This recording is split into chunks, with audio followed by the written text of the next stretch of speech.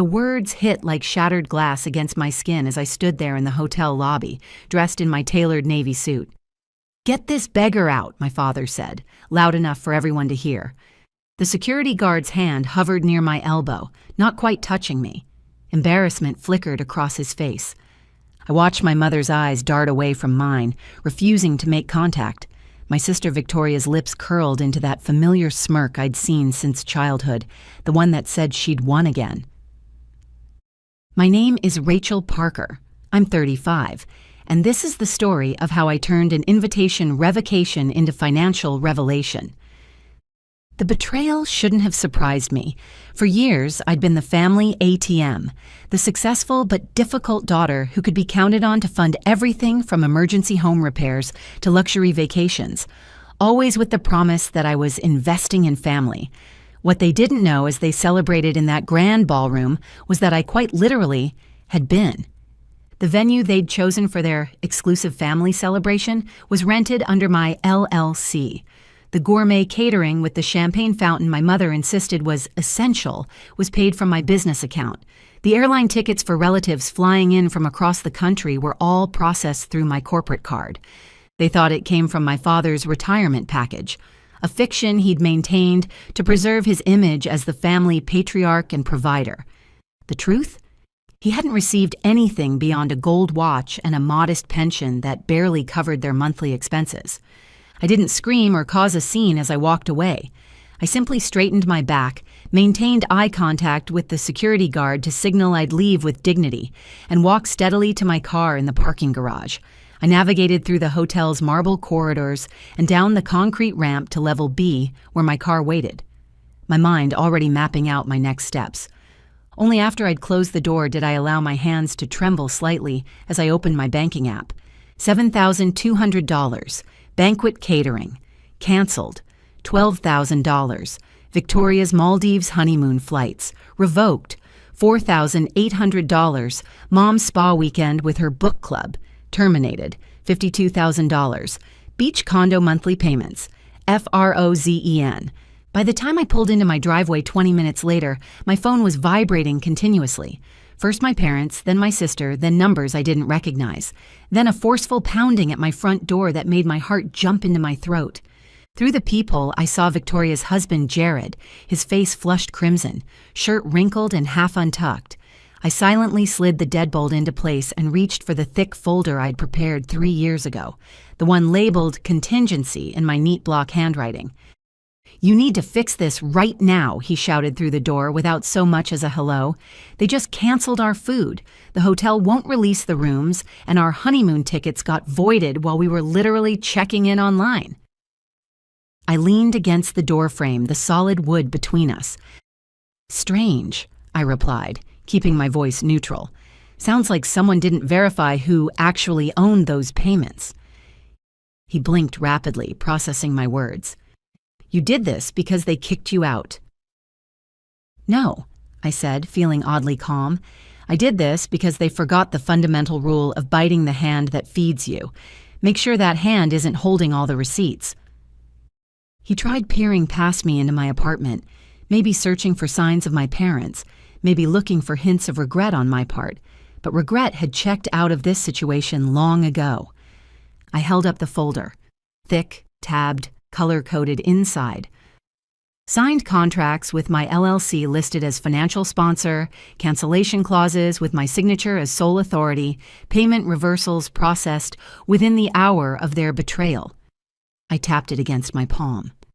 I warned them 3 years ago that if they treated me like a bank, I'd start acting like one. "You're punishing the entire family," he hissed, his voice dropping as a neighbor walked past. A smile touched my lips. "No, I'm protecting my investment and cutting my losses." His face darkened. "They're your parents." They called me a beggar in front of 40 people. He had no response for that, just turned on his heel, muttering something about lawyers and taking this higher. But here's the thing about financial hierarchies. You can't climb higher than the person who holds the ledger, the contracts, and the backup drive. I closed the door, walked to my home office, placed the folder down, and opened a fresh one labeled Inheritance Audit, Phase 2. By morning, my inbox contained 32 new messages, some politely pleading, some openly threatening, all tinged with panic. My mother wrote, "We didn't mean what we said." Emotions were high. Can we talk? My father sent nothing directly, just a forwarded invoice from the venue, now unpaid and demanding immediate payment. But my favorite came from the family group thread I'd been removed from years ago, a screenshot sent by my cousin. "Rachel's always been sensitive. She'll come crawling back. She always does." I laughed aloud in my empty kitchen, then replied to the entire group. "Just a reminder, I own the crawl space and I've changed all the locks." No one responded. That afternoon, an unexpected message appeared in my inbox from Franklin, my parents' accountant. He requested a meeting to discuss certain irregularities he'd noticed, specifically that payments for their beloved beach condo hadn't been coming from their trust as they'd claimed, but from an LLC he couldn't identify. My parents had given him my email years ago when I first started handling their tax documents, and he'd kept it in his records. Mine. When we spoke, I confirmed his suspicions, then asked the question I'd been waiting 3 years to voice. Have they declared that condo as their asset in annual filings?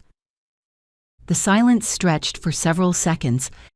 They've claimed it as an inheritance gift from a private family investor, he finally admitted. No documentation provided. So they hadn't just been ungrateful, they'd committed fraud, used my generosity to build equity in a property I technically still owned under my company's name. Franklin asked if I'd be willing to sign a declaration for tax records. "Absolutely," I replied, "after I call my lawyer to discuss how quickly we can serve them papers that will make that condo, and every unpaid cent, legally untouchable." Within 48 hours, my attorney Tiffany confirmed when I called. Perfect, because this wasn't about family anymore, it was about fraud. The next day, I drove to Tiffany's downtown office where the sleek furnishings matched her no-nonsense approach. By noon, the papers were drafted. A cease and desist for slander, misrepresentation, and unauthorized use of funds, plus a property reassignment filing that removed any verbal claim my parents had over the beach condo. Tiffany slid the documents across her polished desk.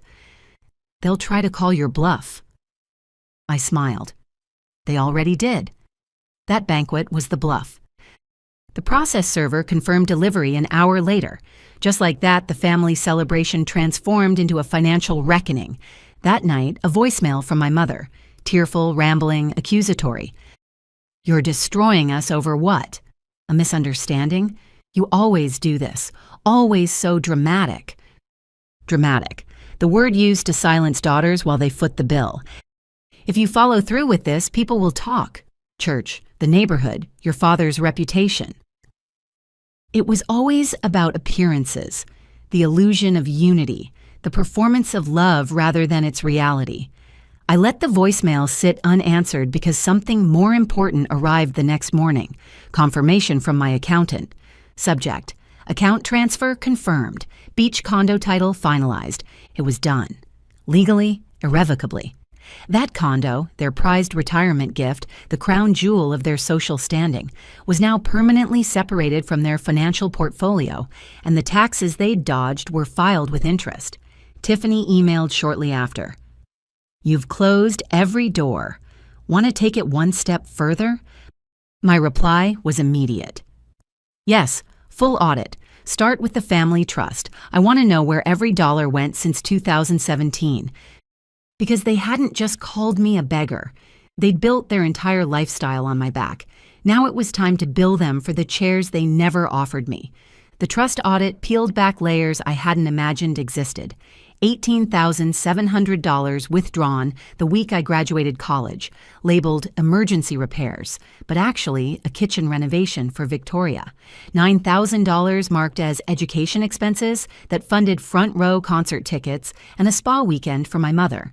$34,000 funneled into my father's vintage Mustang restoration, a car he once described as my reward for raising such responsible children. They'd bled that account dry, then had the nerve to call me the beggar. Is this criminal? I asked Tiffany. It can be, she replied carefully, if you want it to be. But I didn't want jail time. I wanted accountability. We filed a motion, request for financial recompense plus trust misuse documentation. They had 30 days to respond or settle privately. That's when the mask finally cracked. A text from my mother. I'm scared, Rachel. Please don't ruin the family over money. We'll make it right. I stared at it for a long time. No apology, no ownership, just fear. The only language they truly understood. I responded with a single line. Ruin. You're confusing ruin with reveal. The next day, Victoria posted on Instagram a filtered sunset with a lengthy caption. Some people only show up when there's money involved. Glad I know who my real family is. I didn't comment. I didn't need to. They could say whatever they wanted online, but in court, every word required proof. Every signature could be traced. Every dollar had to be accounted for. Suddenly, the daughter they'd dismissed as dramatic had become the authority they had to answer to. Their lawyer reached out on day 22. His tone was clipped, his language desperate beneath the legal jargon. He offered a private settlement, $50,000 in restitution, no admission of wrongdoing, and a mutual non-disclosure agreement. Tiffany chuckled when she read it. They're trying to seal the cracks before the neighbors peek in. But I didn't want money, not really. I wanted a record, proof that I wasn't just the black sheep, but the scapegoat, the silent benefactor, the unpaid lifeline. We declined. On day 25, my father broke his silence. He appeared at my office, the business they'd once dismissed as my little side gig. But that now employed 27 people across 2 states. He stood in the doorway, hat literally in hand, pride barely clinging to his shoulders. You've made your point, he said, but you're about to ruin us. Are you proud of that? I looked at him, the man who'd once told a room full of relatives that Victoria was the real success story, and replied calmly, No, I'm not proud. I'm tired. Tired of funding your life while being written out of your legacy. He tried to speak. I raised my hand. You called me a beggar. So I stopped giving, and suddenly everyone remembered what I was worth. He didn't apologize. He didn't cry. He just placed a folded check on my desk, blank, signed. I slid it back across the polished surface. This was never about your money, I said. It was about mine. When he left, I opened my email, a message from the court system. Trust disbursement fraud, preliminary hearing scheduled. The date was set for 3 weeks later. This time they'd have to show up, not to celebrate, but to answer. The hearing date spread through the family like a cracked pipe. Quiet at first, then flooding every group chat I was no longer included in. My cousin texted me directly to let me know everyone was talking about the court date, confirming what I already suspected. They hadn't believed I'd really go through with it. They never do. They expect silence. They expect shame. They expect the one they've pushed aside to keep the peace while they feast. But this time, I wasn't the help. I was the witness. Tiffany and I prepared everything. Timeline, account statements, screenshots of messages where I was asked to. Spot them just this once. All the invisible IOUs made visible. The night before the hearing, Victoria messaged me for the first time since the banquet. If you go through with this, I swear I'll never forgive you. No apology, no denial, just a warning, as if my peace required her permission.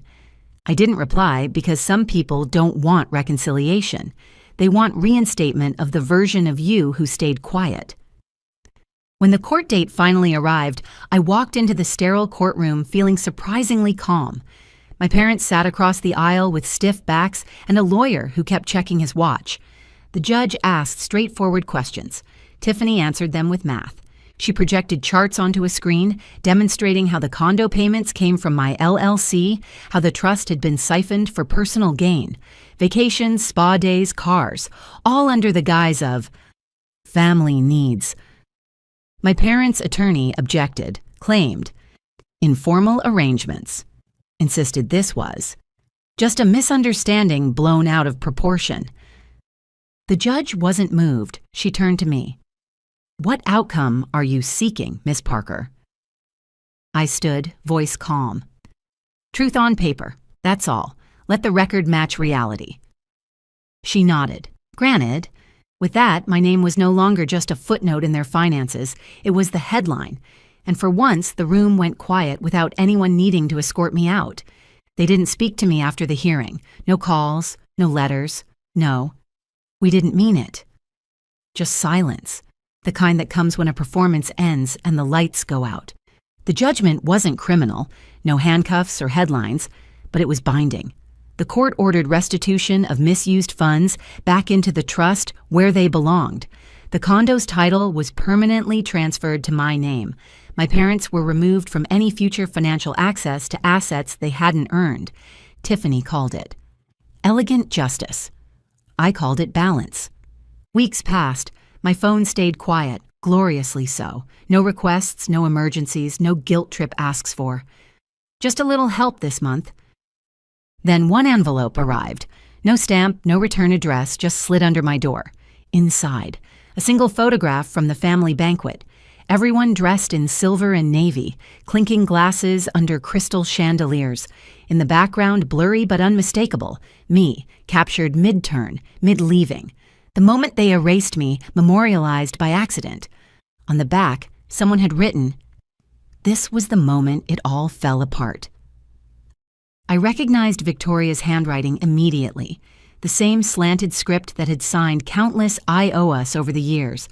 I held it for a long time, then walked it to my shredder, because what fell apart wasn't family. It was the illusion of it, the one they'd built with my money, my silence, my desperate need to belong. And once that illusion burned away, what remained wasn't ashes. It was freedom. I created a new folder that day. Parker Foundation, a grant for first-generation women putting themselves through school without family support. The initial funding came from a condo sale. Mine.